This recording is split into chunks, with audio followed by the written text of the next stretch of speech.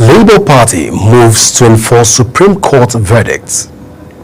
In business, federal government orders full implementation of Naira 4 crore deal. On the foreign scene, Israeli strikes to kill 20 in fresh attack on Gaza. In sports, Adams out for rest of season.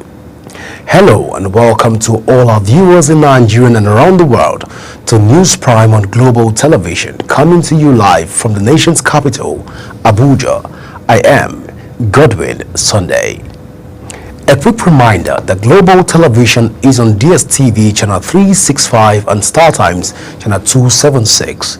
You can download the Global TV Nigerian mobile app for Android and iOS devices to keep track of our broadcasts. Now to the news in details.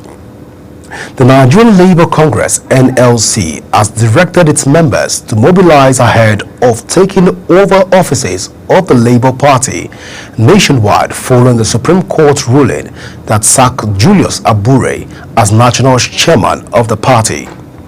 In a statement by its president, Joe Ajero, the Congress directed the Labour Party National Executive Committee to appoint an interim leadership that will conduct an inclusive special national convention for the party in line with the provision of the party's constitution and the consent of judgment. The NLC put the scrutiny agency, especially the Nigerian Police Force and the State Security Service, on notice, stating that they have a constitutional duty to enable and enforce the judgments of the Supreme Court. In a bid to strengthen its leadership mechanism, the Labour Party has presented a true certified copy of a Supreme Court judgment that ousted the Julius Abure-led executive. The delegation was led by Abia State Governor Alex Oti and Peter Obi. Our correspondent was there and reports.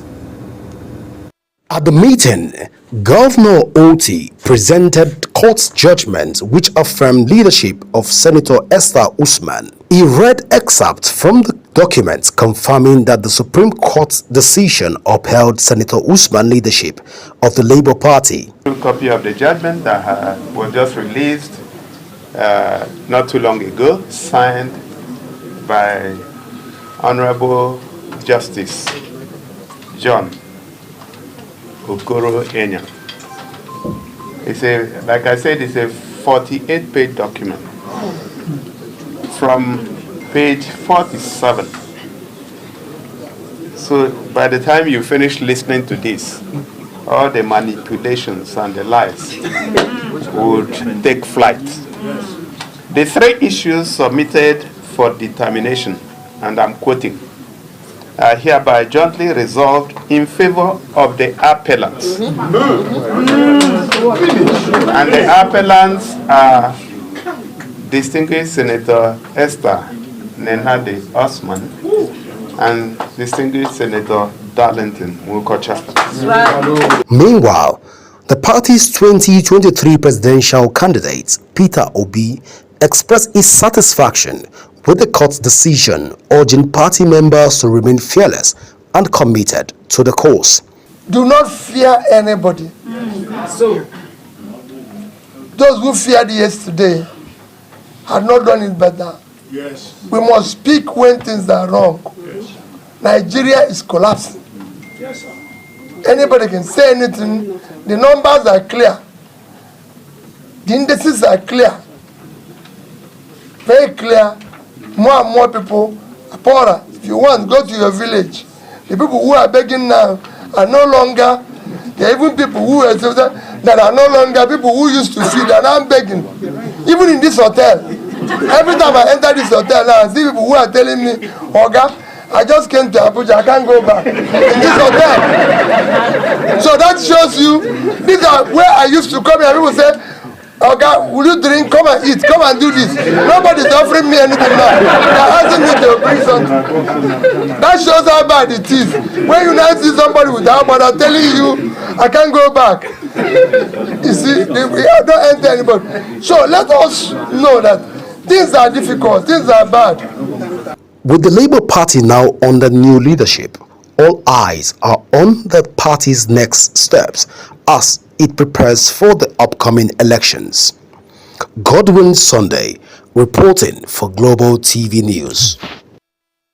The House of Representatives Committee on Nutrition and Food Security has threatened to issue warrant of arrest on agencies over their absence at the ongoing investigation into the Anchor Borrower Scheme and other policies of the federal government's agriculture program. Chairman of the House Committee on Nutrition, Dr. Chike Okafor, and some other lawmakers who expressed dismay over the absence of key invited agency in the agricultural sector of the nation's economy at the National Assembly said no mercy will be shown to those who disobeyed the committee. Here is Uyi Agbomofuegbe's report.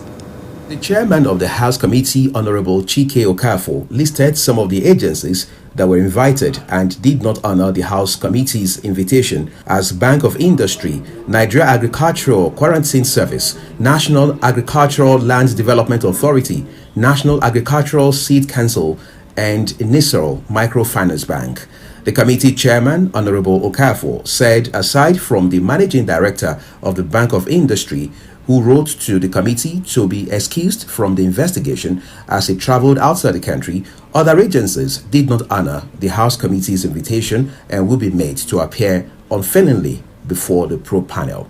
We will put it on notice before the public that those agencies didn't show up, and then the next time we will invite them, we will expect that they will come. Failure to do that, we will issue bench warrant to have them to appear before us. So today we will listen to submissions from those of you who are here, agencies, stakeholders, and experts. We expect full cooperation, honest disclosures, and actionable recommendations. Accountability is not an option. It is a necessity in this case.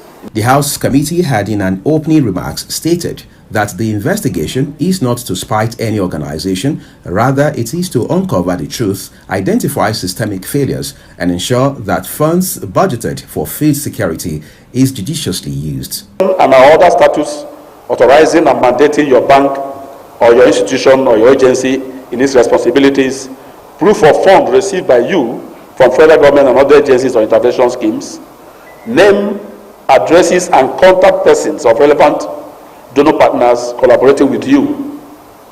Name, addresses, and contact details of anchors who disburse funds for anchor borrowers in the case of anchor borrowers to millions of farmers involved in either maize, rice, or wheat farming. Other agricultural related loans disbursed within the period under review. We also will want to see the list of beneficiaries according to states and geopolitical zones, terms and conditions of loans, disbursements, and support, including recovery plan, where necessary. At the hearing, the Central Bank of Nigeria Governor Olayemi Kaidoso, who was represented by an acting director at the Central Bank of Nigeria, Kwaji John Harman, said they disbursed 1.21 trillion and 871 billion naira, among others. He noted that all commercial banks in the country received funds from the federal government on the Anchor Borrower Scheme of the previous administration. As of 28th of February 2025, the sum of 851 billion, representing 75.89% of the total amount disbursed, has been repaid, Mr. Chairman and the committee members. Repayments under the program were through cash and or harvested produce by the beneficiaries of the loan. The breakdown is as follows. Under the association, 584.3 billion was disbursed, 403.9 billion has been recovered. We have an outstanding on the association model of 180.3 billion naira. One of the key oversight mandates of the committee is to ensure proper implementation of intervention programs by relevant ministries, departments, and agencies of government related to food security and nutrition. Uyi Agbomofuegbe, reporting for Global TV News. The Coordinating Minister of Health and Social Welfare, Mohammed Ali Pate, has emphasized the importance of affordable and quality health care and effective risk management in Nigeria. The minister made these remarks at the official launch of the Diaspora Hub app and Diaspora Health Insurance in Abuja. Queen Agaba has the details. The Coordinating Minister of Health and Social Welfare, Mohammed Ali Patti, in his unveiling speech, congratulated the African Diaspora Corporation on reaching a significant milestone and highlighted the importance of the Diaspora Hub and Health Insurance Initiative. He acknowledged the progress made in enrollment and stressed the need to maintain this momentum moving forward. The minister also pointed out the extensive potential of the Diaspora Hub across various sectors, including real estate, agriculture, and healthcare. He therefore called for increased investment and collaboration to help develop infrastructure and enhance services. The Nigerian diaspora and the African diaspora for really looking back at home and see how we can do that and how we can accelerate access to quality healthcare for all of our people. And also the Diaspora Hub, I think I'm inspired by the many ramifications of what it can be used, connecting, bridging across nations, but also back here at home, whether it's in real estate, agriculture, investments, and Sylvester mentioned the healthcare value chain, an important area that we're still working on. What affects one affects all.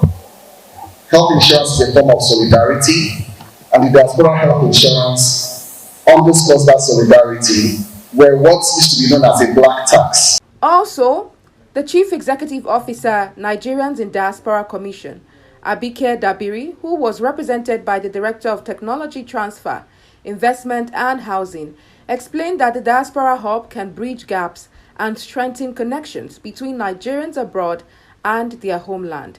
He says the initiative is essential in providing accessible healthcare for the diaspora community. It showcases the power of collaboration and innovation in addressing the needs of our diaspora community. The Diaspora Hub promises to bridge gaps and foster connections between Nigerians abroad and their homeland. This platform can unlock opportunities for economic growth, cultural exchange, and knowledge sharing. The Diaspora Health Insurance Initiative is equally exciting, addressing a critical need for accessible health care among our diaspora population. Our primary strategy to do this is to seek ways to reverse the long-standing African brain drain to brain gain in human capital development by driving diaspora engagement and investment into the continent. For Global Television, Queen Agaba reporting. Benue State government has entered into agreement with Rex Zodeni Group Limited for the promotion of production, agro-processing and value chain development. This is the outcome of the interactive engagement between technical partners and representatives of the state government. Felicity Ndere has details. Tagged the National Food City Complex project, the initiative targets the production of various crops such as maize, cassava, rice, soybeans, and sorghum in large quantities.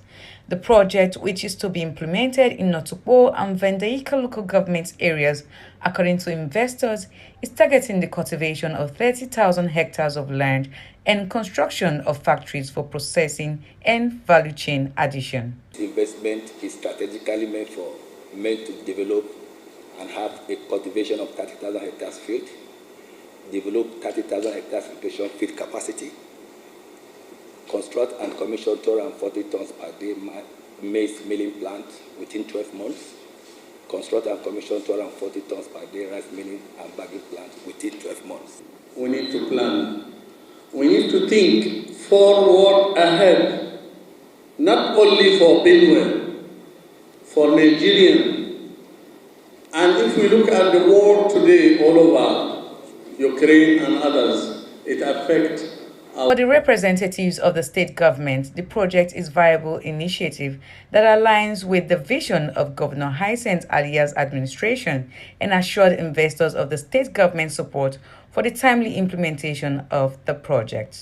This MOU that we have signed here today unlocks the potential and the opportunity for us to begin to engage technically to develop all the components of the project and make it no longer a pipe dream but become a reality.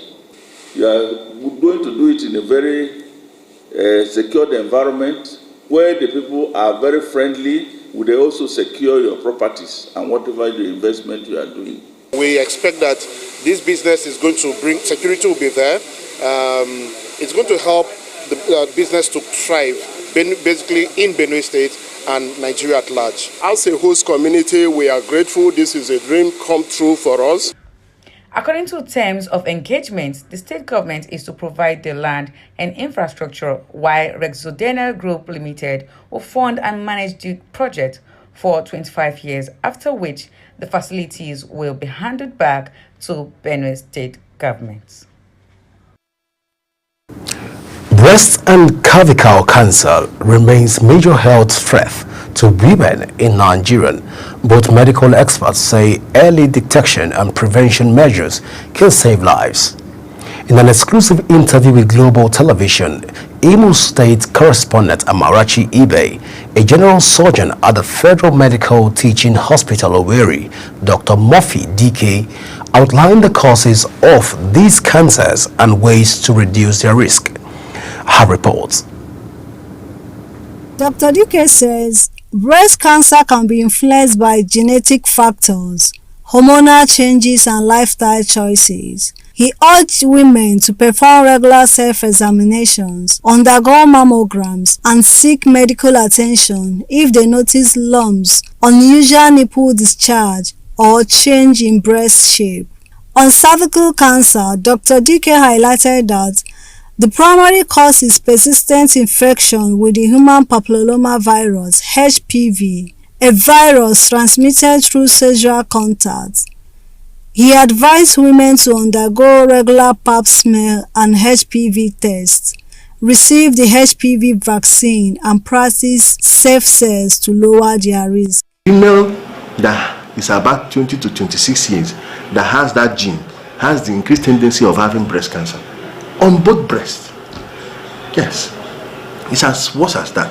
And it can also predispose the woman to also have other associated cancers, like cancer of the womb, cancer of the ovary, cancer of the prostate in male, cancer of the colon in male, and some skin cancers like amelanotic type of melanoma.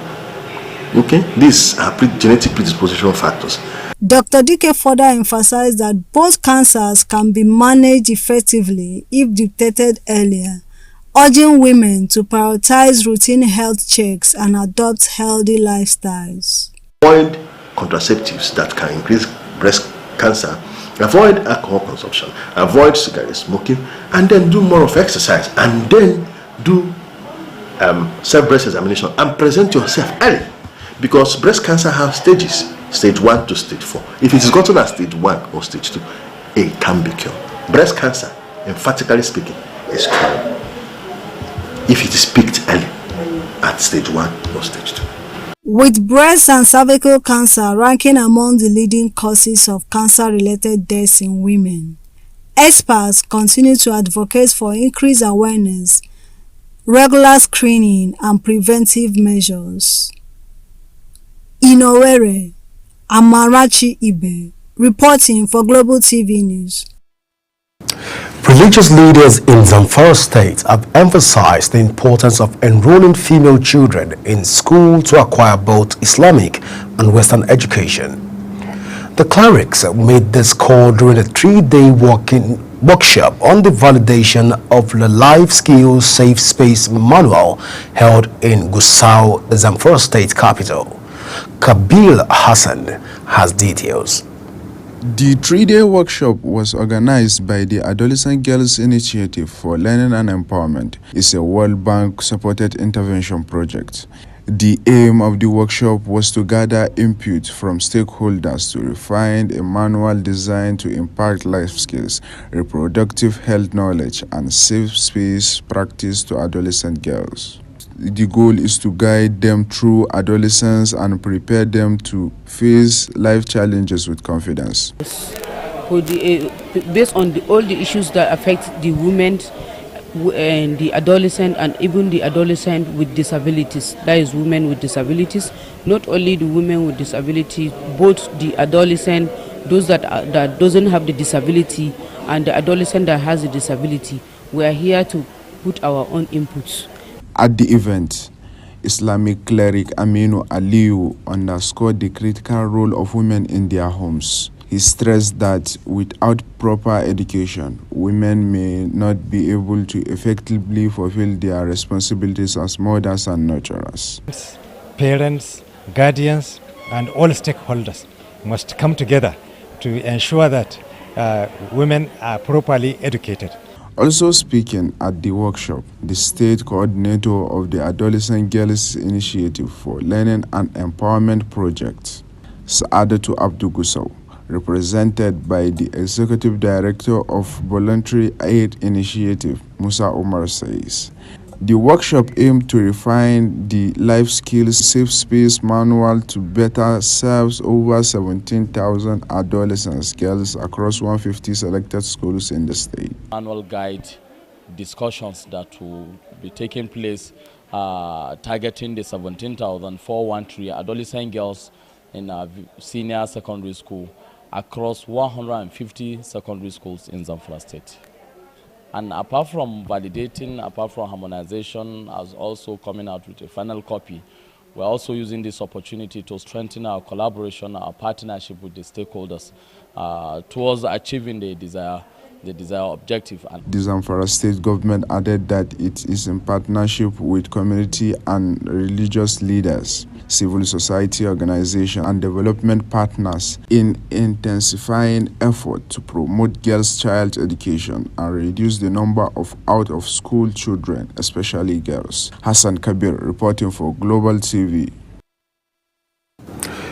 In business, the Central Bank of Nigeria has said that personal remittance inflows rose to $20.93 billion in 2024, reflecting an 8.9% increase year-on-year. The statement was signed by the CBN's Acting Director, Corporate Communications, Akama, Sidi Ali. This was contained in a statement issued by the Apex Bank while announcing a balance of payment surplus of $6.83 billion for the 2024 financial year. On the foreign scene, officials say Congolese President Felix Tshisekedi battling anti-government forces in the country's resource-rich east has discussed a possible mining deal with a senior envoy of U.S. President Donald Trump. Uyi Agbomofwebe reports. We sincerely apologize for inability to bring in that report at this time, but we promise to bring it in subsequent bulletin as the news evolve. In sports, Governor Umo Eno of Akwa Ibom State has congratulated over 3,000 athletes that participated in the maiden edition of Niger Delta Sports Festival, declaring that all of them were winners. He also called for nurturing of all talents that have been discovered during the festival, which held at Gospel Akpabio International Stadium, Uyo, from April 1 to 8. Eno, who was represented by the chairman of the Uyo Local Government Council, Dr. Umwemdimo Udo, made the remarks at the closing ceremony of the one-week sport festival with the theme Niger Delta Beyond Oil. As Global TV News Prime comes to an end, let's take a recap of our top stories. On Global TV News Prime, Rivers State Sole Administrator retired Vice Admiral Ibok Ete Ibas has approved the appointment of administrators for the 23 local government areas of the state.